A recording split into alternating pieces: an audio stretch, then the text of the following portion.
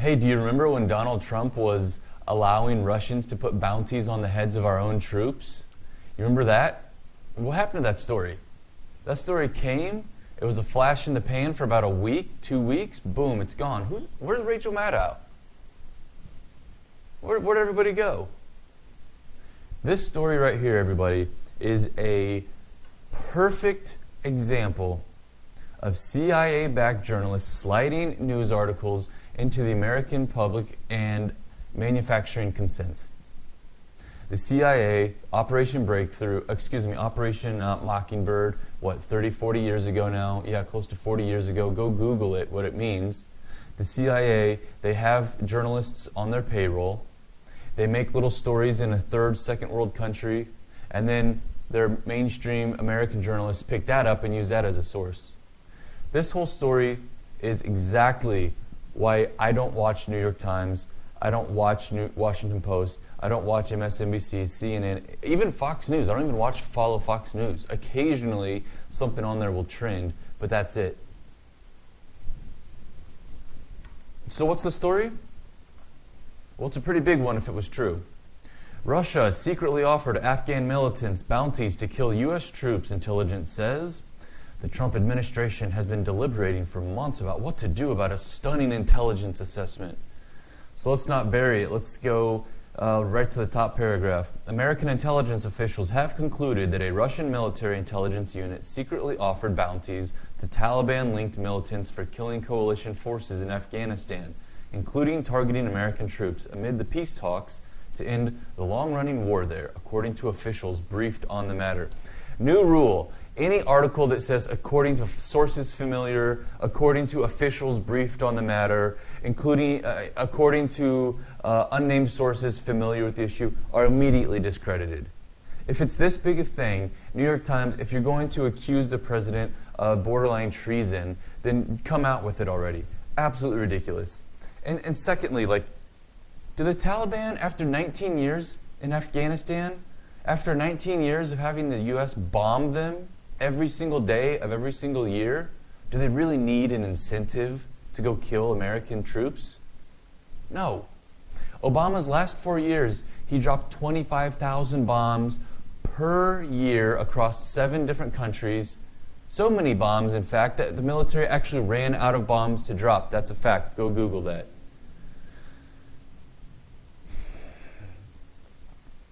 The Afghans will do it for free. They've been doing it for free for 19 and a half years. Why would they start asking for bounties now?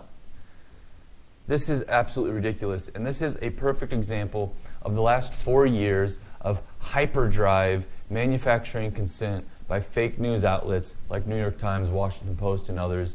And this, I completely agree with President Trump when he says things like, the mainstream media, the New York Times, is the enemy of the people. This story was supposed to be the end-all for Trump, right?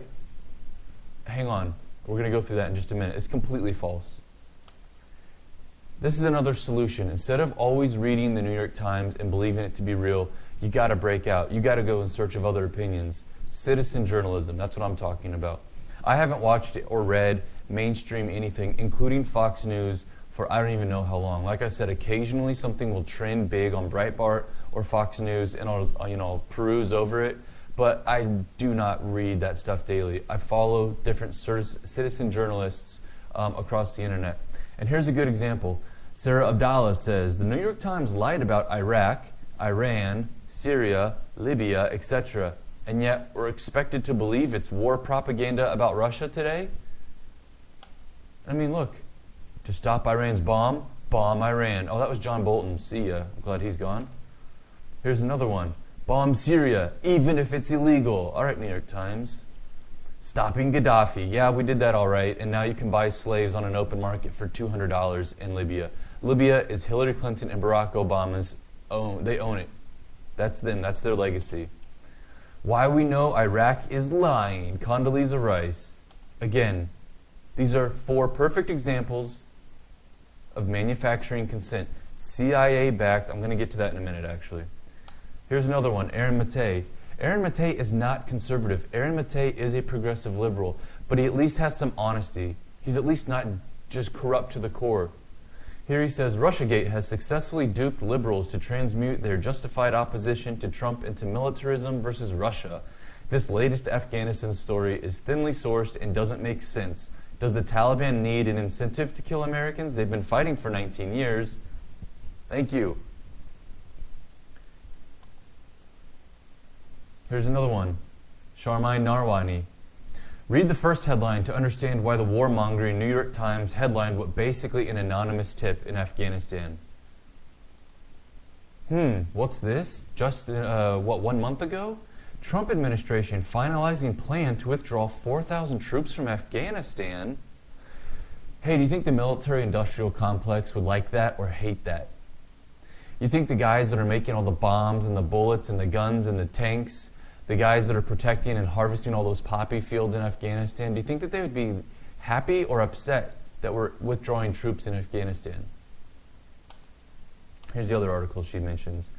Russia secretly offered Afghan militants bounties to kill. That's the one I just showed you. Absolutely ridiculous. And then, of course, nothing would be complete without the Lincoln Project getting involved. Here, Rania Khalik says, amazing how quickly this story planted by unnamed intelligence officials blaming Russia for Afghan attacks and occupying U.S. troops has spread. Within a couple of days, it's a high-quality campaign ad against Trump. Coincidentally, just Afghan peace talks are underway. I'm actually going to play this for you. Lincoln Project. If you don't know what Lincoln Project is, it's a bunch of washed-up rhino globalists who lost control and lost influence, these Dick Cheney types, and now they're trying to take back the party, and they've made the Lincoln Project. It's an absolute scam, and it's a 60-second clip, and maybe it's not loading. Maybe that's actually good for us.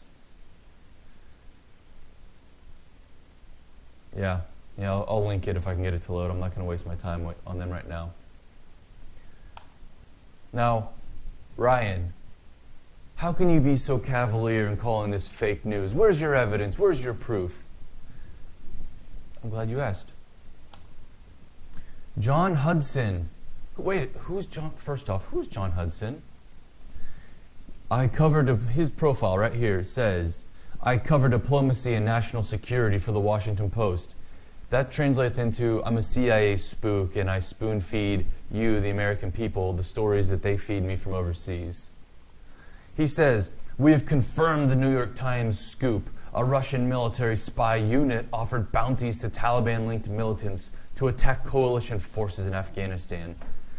So who Nakshimi, national security reporter for Washington Post, CIA spook.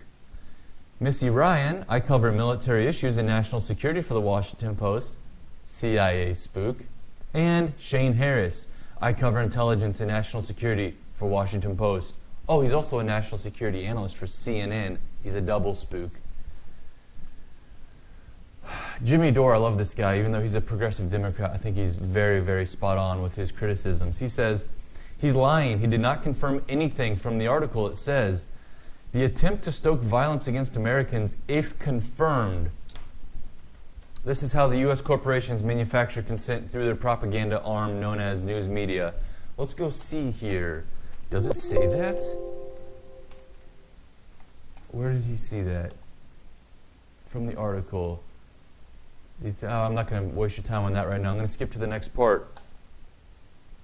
Ooh, what? This is from CNN.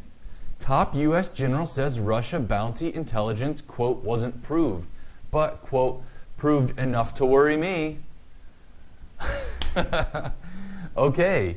I'm not even going to go to this one. I'm going to read the ABC article, or the NBC article that I like even more. U.S. officials say intel on Russian bounties was less than conclusive. That misses the bigger picture. But the debate over that narrow issue obscures a larger consensus. U.S. intel agencies have long assessed that Russia backs our enemies in Afghanistan. Yeah, if you say so. All right? If you say so. Bottom line. This was the big one that came out and set this whole thing ablaze. That was on June 26th. And this came out July 9th. So that was, two and a half full weeks where the New York Times spoon-fed Americans and sowed even more anger and hate and discord. Many of them are my friends. I have friends who will only read New York Times or Washington Post. And they see this kind of clear propaganda and they think it's real. And then they go around and they act all high and mighty saying, can you believe Trump is doing this? Even Tammy Duckworth is a House rep or senator from Illinois. She's tweeting about this story nonstop, even 3 weeks now after it's been completely debunked? Right here, the article says, let's not bury the lead. It's right here in the top paragraph. A growing chorus of American officials have said in recent days that the intelligence suggesting Russia paid bounties to induce the Taliban to kill American service members in Afghanistan is less than conclusive. It's right there. It's right there. They say, but Putin doesn't like us. Is that their justification for sowing 2 weeks of nonstop headline running every day on every news station that Trump knew that Russia was putting bounties on American troops and he did nothing about it for months? Is that all you say? Well, but Putin doesn't like us. No, absolutely not. In fact, let me show you this little nugget from down here. He said, let's see. Although an official briefed on the intelligence told NBC News it shows American service members died as a result of the bounties, General McKenzie told reporters he had not seen evidence of that. He said the military was aware of the intelligence, but didn't specify when it became aware. So even the guys leading American troops are saying, no, there's no evidence of that.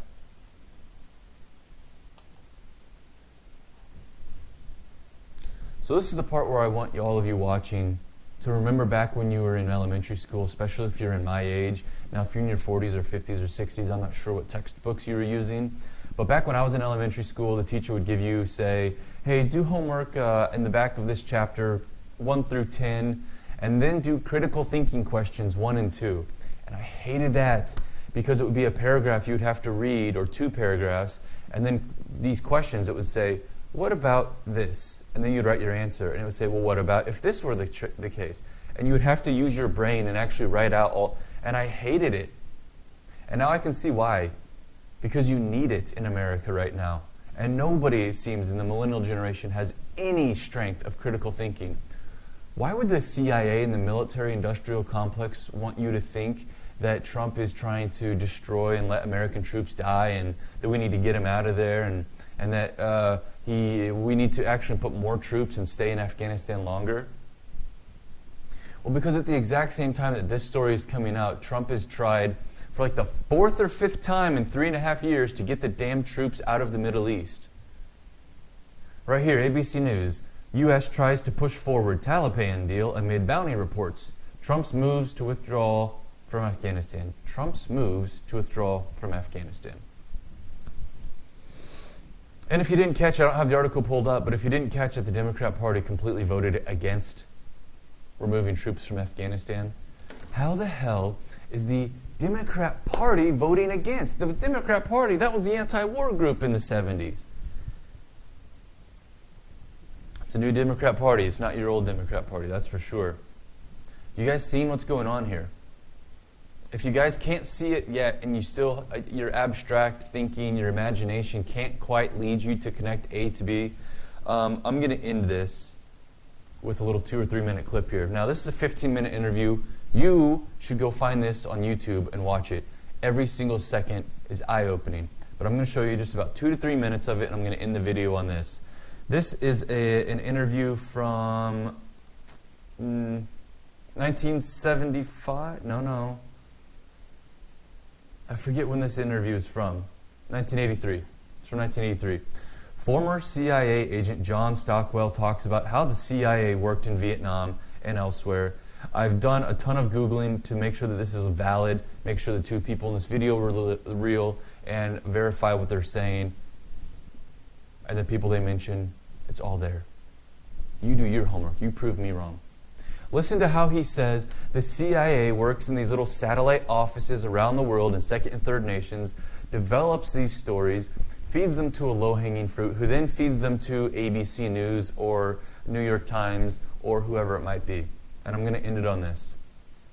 There are other functions, however, some of them more legitimate than others. One is to run secret wars, the covert action that's written and talked about so much, like what's happening in Nicaragua today from Honduras. Another thing is to disseminate propaganda to influence people's minds, and this is a major function of the CIA.